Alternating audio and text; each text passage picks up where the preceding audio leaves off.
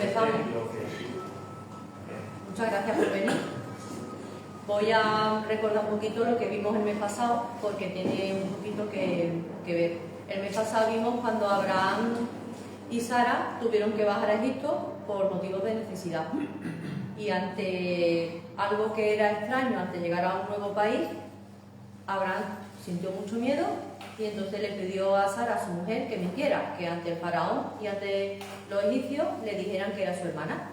Y eso era porque le faltaba a Abraham, que es el padre de la fe, porque es muy bonito ver que la vida no es lineal, es una montaña rusa, ¿no? Entonces, el padre de la fe también tiene sus miedos, porque lo opuesto de la fe es el miedo. Entonces vimos en ese itinerario que tenía Abraham de su sufrimiento. Hoy voy a intentar dar a conocer las claves que la palabra de Dios, tanto en el Antiguo, porque vamos a ver un texto del Antiguo Testamento como del Nuevo Testamento, para poder vivir situaciones que nos hacen sufrir.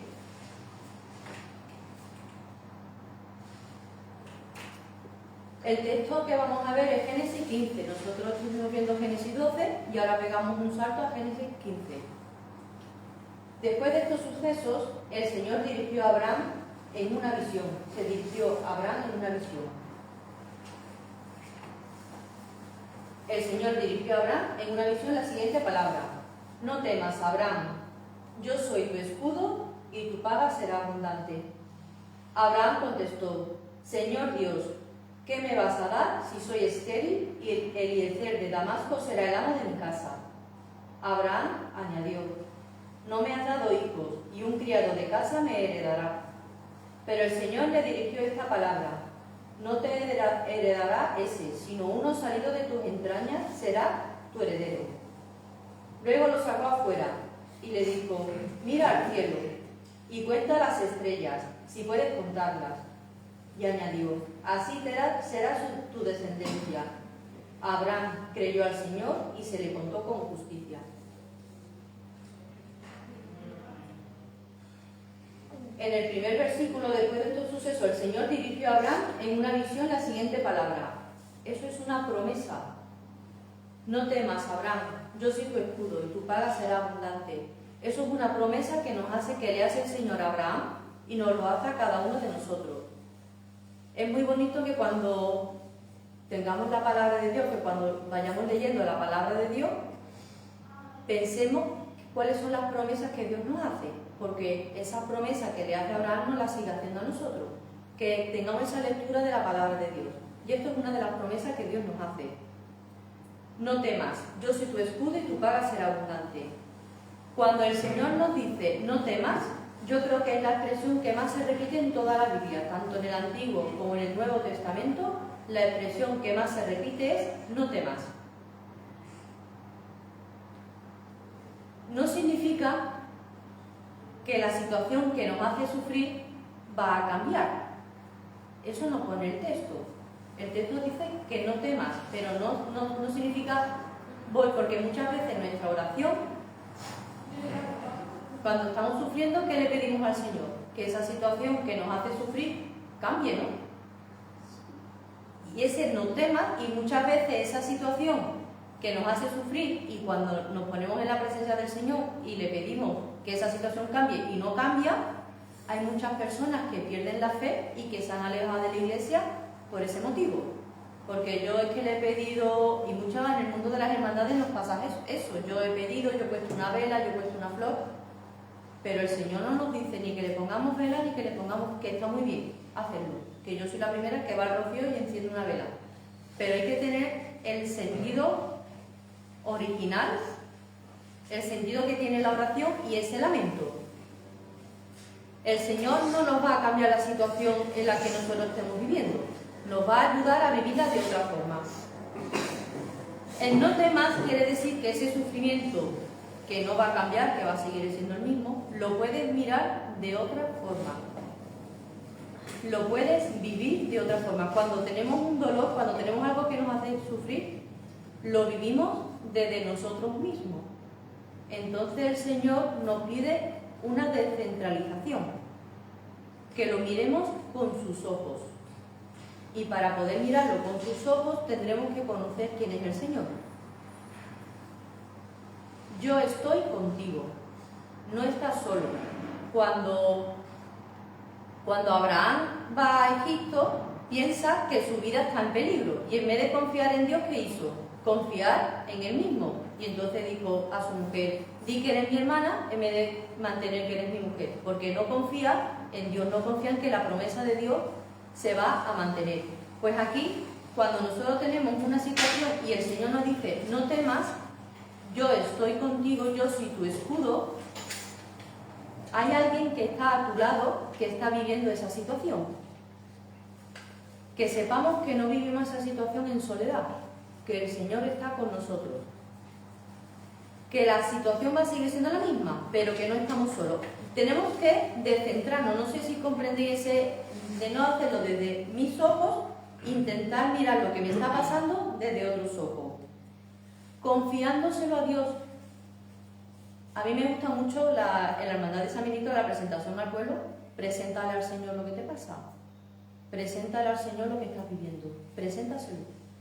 Porque Él, no hay nada imposible para el Señor, para nosotros sí, pero preséntaselo al Señor. Que lo vivamos confiándoselo a Él. Que no miremos la situación que estemos viviendo desde nuestro punto de vista, sino desde el Señor, sabiendo que Él está con nosotros. Que le dejemos el miedo en sus manos. Esta es la clave de toda la oración que tenemos. La oración de lamento, cuando nosotros habéis tenido experiencia de quejarnos, porque es importante que nos quejemos ante Dios, que le hablamos con total confianza y que le hablemos de lo que nos pasa. Pero esa queja después, ¿en qué ha llegado? Entonces me gustaría dar esta clave de verlo desde el Señor para que esta oración tenga fruto, para que no se nos quede en una queja. Es que no sé expresarlo. Las veces que tú te has quejado y se ha quedado ahí, es porque no lo hemos hecho desde la posición que tenemos que hacerlo. Lo estamos haciendo desde nuestro centro y lo tenemos que hacer mirándolo desde los ojos de Dios.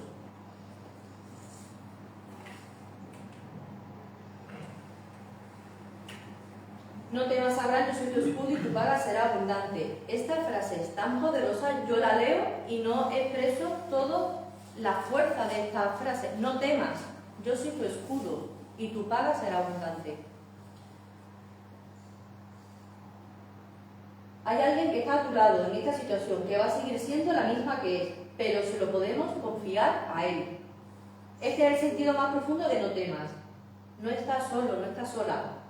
Mira esta situación cuando yo estoy contigo, y para eso deja el miedo en mis manos. Lo que nos propone la palabra es un cambio en el centro, o sea, que no viva lo que me hace sufrir desde mí, sino desde Él.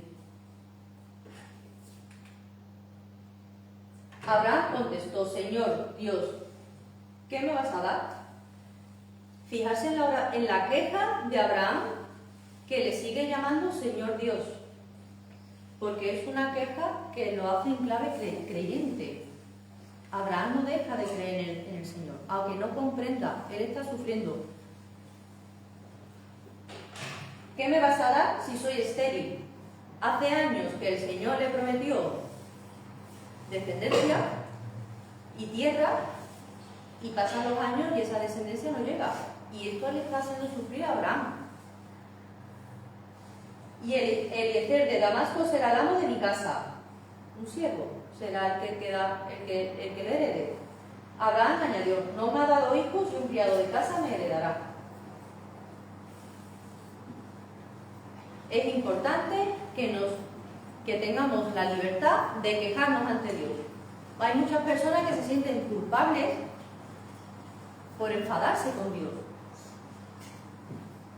Pero la Escritura nos dice que lo tenemos que hacer, que tenemos que expresar nuestros sentimientos a Dios, que no tengamos miedo de expresar lo que sentimos, porque Él es nuestro Padre.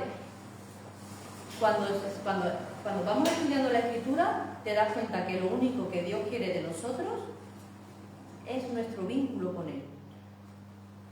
Que no vivamos aislados. Nosotros se supone que somos cristianos, nos tenemos que diferenciar de las personas que no son creyentes. Y la única diferencia de nuestra vida a la otra persona, porque hay muchas personas que sin ser creyentes pueden ayudar a los demás y pueden hacer las mismas actividades que hacemos nosotros. La diferencia es el vínculo con el Padre. Jesús, por activa y por pasiva, se frustra con sus discípulos porque no lo entienden, porque no entienden el vínculo que tenemos nosotros, que somos los discípulos del siglo XXI, el vínculo íntimo que tenemos que tener con el Padre. Entonces, cuando tengamos una situación de sufrimiento, tenemos que quejarnos, tenemos que expresar lo que sentimos a Dios. Que no tengamos miedo de hacerlo, pero siempre, como hace Abraham, Señor Dios, con el vínculo de que es nuestro Dios, de que está con nosotros. Pero el Señor le dirigió esta palabra. Qué bonito que el Señor le dirija la palabra a Abraham después de la queja. Muchas veces nosotros pensamos que Dios no nos escucha, que Dios no nos contesta. Pero esto es como la sintonía de la red, tú tienes que sintonizar la cadena. Dios siempre nos responde. Y aquí es inmediato. Está la queja y el Señor le dirige esta palabra. No te heredará ese, sino uno salido de tus entrañas, será tu heredero. Le está volviendo a recordar la promesa. La promesa que vimos en el capítulo 12 se la está volviendo a recordar. Luego lo sacó afuera, esto es lo más famoso de Abraham, ¿no? Y le dijo, mira al cielo y cuenta las estrellas si puedes contarlas. Y añadió, así será tu descendencia. Abraham creyó al Señor y se le contó como justicia. Abraham enseguida se fía de la palabra de Dios. No lo cuestiona, se fía de Dios y le contó como justicia. La oración de lamento, que ahora lo vamos a ver un poquito más, es un ejercicio de esperanza. Cuando yo me lamento, cuando yo hago una oración lamentándome, estoy haciendo un ejercicio de esperanza. Los creyentes, pues siempre que tengamos un sufrimiento, tenemos la obligación de vivirlo con Dios, de expresarlo a Dios, de vivirlo siempre vinculados a Él. Y ahora,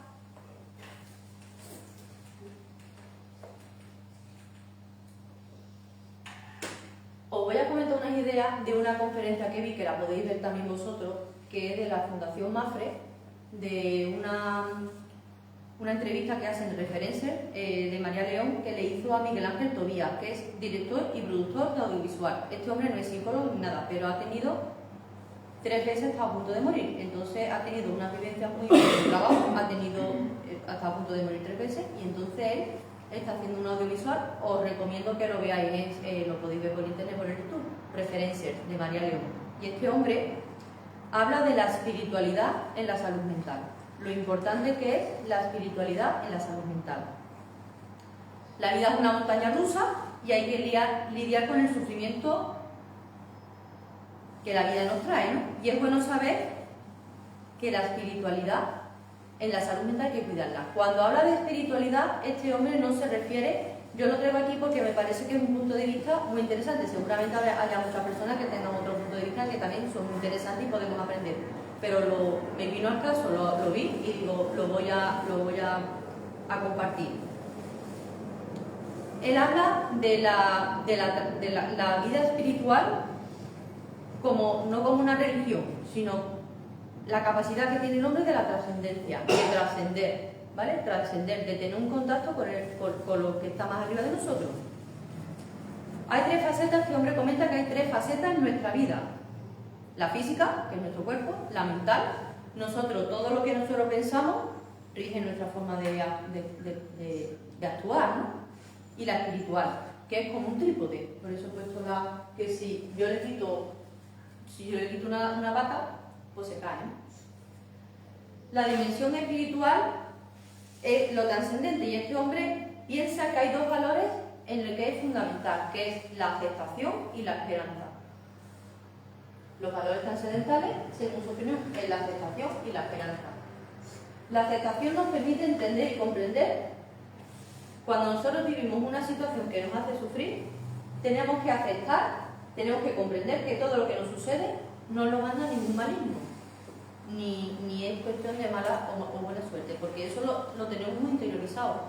Parece que Dios escribe los renglones torcidos que las cosas malas no las manda, no hay nadie encargado de mandar ningún maligno, ni ningún terremoto, ni ninguna dana, ni ninguna enfermedad. Que eso forma parte de la finitud de nuestro mundo. Y simplemente un accidente de tráfico pasa porque ha sido un accidente de tráfico. Que muchas veces lo buscamos, pero es la aceptación. Nadie nos manda, no nos puede hacer daño, ni tiene que ver con la mala suerte. Este hombre propone que tiene que ver con los procesos que nosotros, cuando estamos viviendo una situación, podemos desarrollar lo que yo estoy viviendo, para que lo estoy viviendo. ¿Qué puedo sacar de bueno de esta situación? Es lo que él propone. Son procesos que nos ayudan a crecer espiritualmente y a crecer como personas.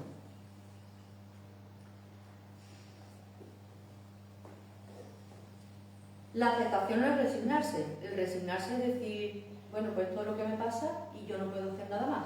Yo, ante una situación que nosotros no podemos cambiar, no lo podemos cambiar, pero lo que está en nuestra mano, poderlo aceptar, poderlo comprender. ¿Para qué me está pasando esto? Para crecer. O sea, esto que yo, no sé si yo me lo estoy pensando bien, esto que yo estoy viviendo, ¿qué me puede ayudar para crecer como persona? Para crecer espiritualmente. ¿Qué me enseña? ¿Qué me está enseñando esto que estoy viviendo? Porque todo lo que vivamos, por muy malo que sea, nos enseña algo. Nos permite conocernos, comprendernos y nos da la posibilidad de crecer y de actuar. Lo que la vida me trae, ¿qué voy a hacer con ello? ¿Para qué me ha llegado esto y cómo voy a utilizarlo para crecer como ser humano? No sé si estáis de acuerdo, a mí me ha parecido que es un punto de vista bastante interesante. Y el otro valor es la esperanza. La esperanza, él comenta que no se puede vivir sin esperanza, que vivir sin esperanza es horrible. Y también dice algo muy bonito, que cuando nosotros hemos vivido la esperanza, cuando hemos tenido esa experiencia de la esperanza, cuando hemos vivido una situación y sin saber cómo podemos salir adelante, que esa sensación ya, esa esperanza ya no se te va de tu vida. Cuando tú la vives en tu vida ya eso no se te va. Tú sabes que por eso la esperanza es lo último que se pierde. Vivir con esperanza, ¿no? Con la confianza de que puedes salir adelante. Tiene el poder de ayudarnos a afrontar la vida y a no derrumbarnos ante las adversidades. Nos ayuda a no rendirnos. La esencia de la esperanza es que una vez que se te ha presentado en tu vida que una situación negativa se ha solucionado, ya no te abandona. Me parece muy bonito todos los valores que presentan y lo quería compartir con vosotros. La oración de lamento. Sigo con Abraham. Ante el sufrimiento y la dificultad, los creyentes debemos recurrir a Dios preguntándole, lamentándonos y quejándonos. Esto es lo que yo os he comentado antes, que no tengamos miedo de comunicar a Dios todo lo que nos pasa. Abraham está sufriendo, ha pasado los años y no tiene hijos ni tierra y recurre a Dios lamentándose. Observad que la queja y el lamento de Abraham es en presencia de Dios. Cuando nos quejamos, nos sentimos en presencia de Dios. ¿No? Yo la experiencia que he tenido hasta que no he estado aprendiendo estas cosas, hasta que no me han dado estas claves, tú te quejas, a lo mejor te dejas de llorar y te quedas en la misma situación. Vivirlo desde la presencia de Dios. Quejarnos en su presencia. Abraham sigue sin tener hijos.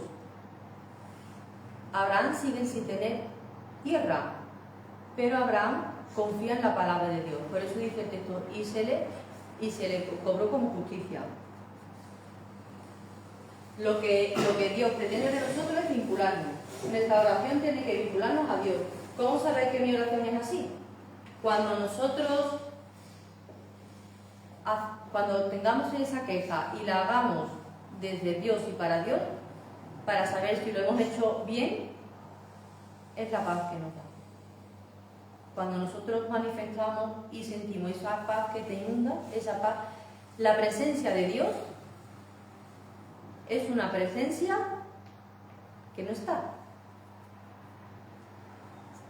Es estar sin estar. Él está delante, pero nosotros no lo vemos. Pero te deja un anhelo. Cuando tú has tenido ese vínculo con el Señor, nosotros vivimos ese anhelo.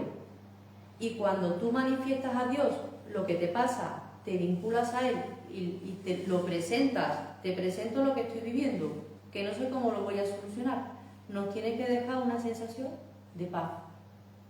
Esa, digamos, es la nota para saber si nosotros estamos haciendo la orden desde mí o desde el Señor. Me estoy... Sí. Ahora nos vamos a ir con Jesús, porque también quería ver un poquito qué es lo que dice Jesús. Cuando yo, otra que se me ha olvidado, cuando yo intento decirle a Dios cómo me tiene que solucionar los problemas, estoy manipulando a Dios. Yo te voy a, por favor, solucioname esto. Es que no podemos manipular, es que la relación con el Señor es un vínculo fraterno, es un vínculo de amor. El Señor nunca va a querer nada malo para sus hijos, pero si yo estoy intentando decirle al Señor qué es lo que le pasaba a Pedro, que le decía a Jesús lo que tenía que hacer, y Jesús le reñía mucho a Pedro, porque decía, si aquí el que marca el camino soy yo, tú eres discípulo, tú tienes que ir detrás mío. Y muchas veces entramos en esa manipulación sin darnos cuenta, ¿eh? Es muy fácil entrar en ese círculo de manipular a Dios. Ahora nos vamos al Evangelio de Marcos. El Evangelio de Marcos, si lo leemos, tiene dos escenas de la barca. ¿Cuál de las escenas de la barca nos suena? La más famosa, la que Jesús andó sobre el mar. Pues vamos a ver la otra. Aquí Jesús no duerme sobre el mar, porque hay dos. Está en Marcos, hay una multiplicación de los panes. La multiplicación de los panes son dos también. Entonces Marcos lo que hace es que va entrelazando la multiplicación de los panes, relato de la barca, multiplicación de los panes y relato de la barca, porque está todo vinculado. Pero ahora no voy a entrar en esa vinculación. Simplemente vamos a ver el mensaje. Aquel día al atardecer les dijo Jesús, vamos a la otra orilla.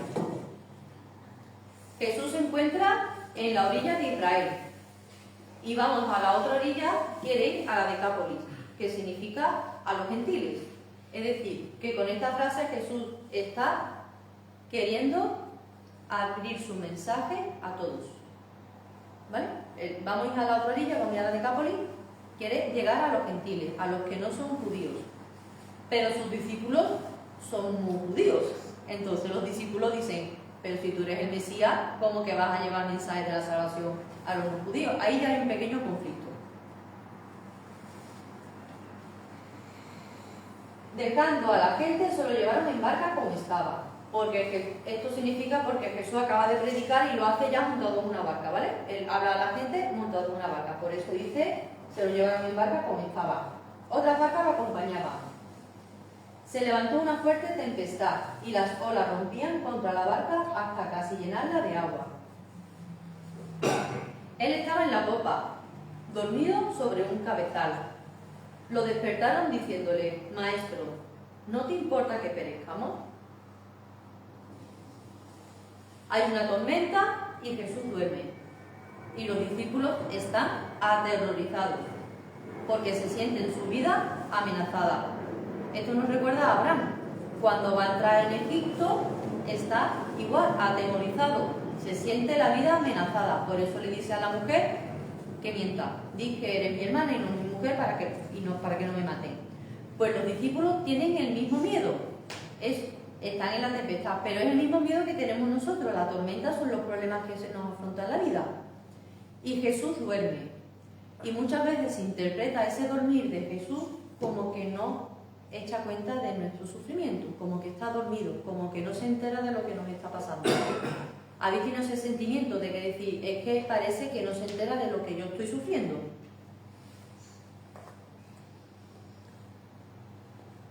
Y se dirigen a él, le despiertan y se dirigen maestro, es decir, saben, reconocen que es una persona con autoridad. Maestro, ¿no te importa que perezcamos? Reconocen la autoridad de Jesús.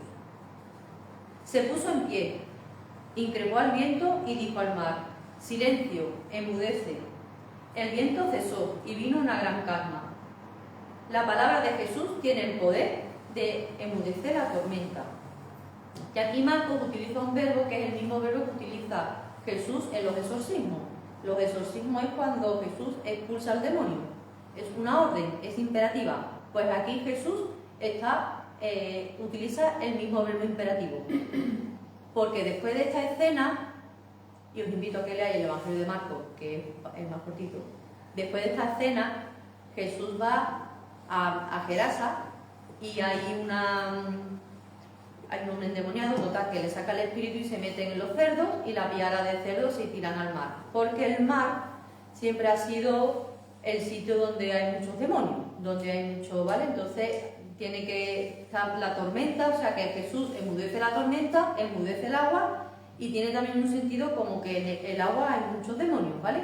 Eso lo podemos ver otro día, pero para que sepáis que también lo del agua y la tormenta, el exorcismo, está relacionado. Él les dijo, ¿por qué tenéis miedo? ¿Aún no tenéis fe?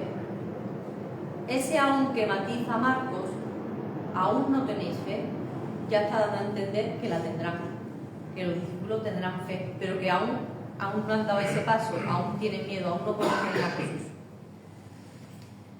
¿Y qué significa la fe? Cada evangelio tiene un significado de la fe, pero aquí, para entender lo que significa la fe en este pasaje, nos tenemos que remitir al Antiguo Testamento, que ya sabéis que a mí me gusta mucho para comprender. Y nos tenemos que ir a los Salmos. En el Salmo 3, versículo 6, puedo acostarme y dormir y despertar, el Señor me sostiene. En el Salmo 4, en paz me acuesto y enseguida me duermo, porque tú solo, Señor, me haces vivir tranquilo. En los Proverbios, podrás descansar sin temor, dormir con un sueño relajado, no temerás el terror repentino y el ataque de los malvados cuando llegue, pues el Señor estará a tu lado y librará tu pie de la trampa. Que Jesús esté dormido en la barca no significa que sea indiferente a nuestro sufrimiento. Significa que Jesús es aquí objeto de nuestra fe, es el ejemplo de la fe. Significa que Jesús está tan seguro de que no le va a pasar nada, confía tanto en el Padre, que duerme tranquilamente en medio de la tormenta. Entonces es un objeto de fe para nosotros. Tenemos que mirar a Jesús y ser el ejemplo para nosotros. Esto es muy difícil, ¿eh? Esto es muy difícil. Pero bueno, el Señor nos invita a que conozcamos este camino, ¿no? Esta propuesta. Que Él duerme no porque no le interese nuestro problema, sino porque está seguro que no nos va a pasar nada. Por eso Jesús duerme en la barca. Y esta es la clave de fe que este pasaje nos quiere enseñar. Que tengamos a Jesús como objeto de nuestra fe.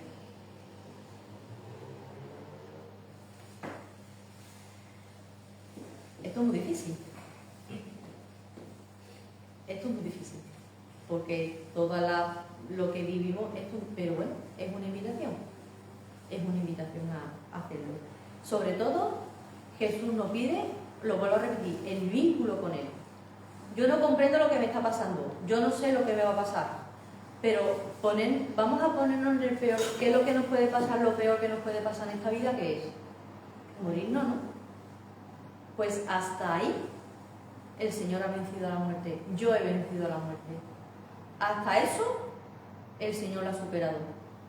Lo que pasa que, claro, eso es algo que no conocemos y nos da miedo, pero hasta ahí el Señor nos dice, no temas, yo soy tu escudo y tu paga será abundante.